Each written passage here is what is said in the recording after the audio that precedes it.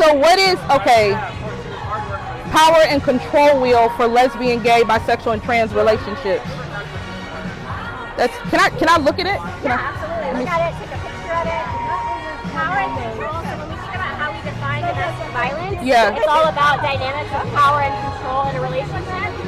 So the power and control wheel helps us think about what that looks like, because a lot of the times people think about abuse as physical violence, sexual violence, but we know there's a lot of emotional ways, mental, psychological ways to exert power and control over someone.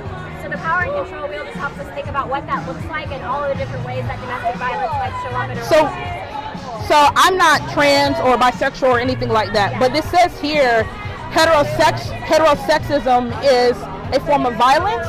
What does that mean? So basically that's talking about systems of injustice. Like what? Give me an example. So we're talking about how basically queer people are like an oppressed group in our society, right? So they're expected to adhere to heterosexual norms. People who are not straight. So like how? Like, because I hear people say stuff like that a lot, but it's often not clear. So like how are, so if I disagree with somebody's sexual identity, am I oppressing them? So I think it's more about how these things work on a systemic level. So when we think about, for example, representation, the way that people are represented in media is often portrayed very negatively. Or they're not Really? at all.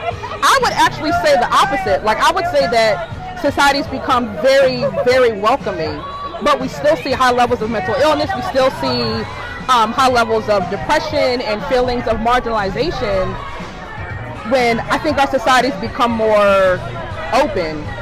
So how does heterosexism, like, how does that particularly, like, affect this? So I think that there are some communities where things are becoming more open, where people are becoming more accepted and supported. That's not the case in all communities. Okay. When we think about a lot of things that are happening politically right now, a lot of organizations that support queer individuals are being funded. There's legislation that's being passed to block representation of queer people, to villainize queer people. Like what? Like, can you give me an example? I mean, I'm not an attorney, but I mean, we can think about like a lot of the book banning that's happening in some more red-leaning states, places like Florida. We can think about bathroom bills that are policing, who can use what bathroom, policing people's gender identities, things like that.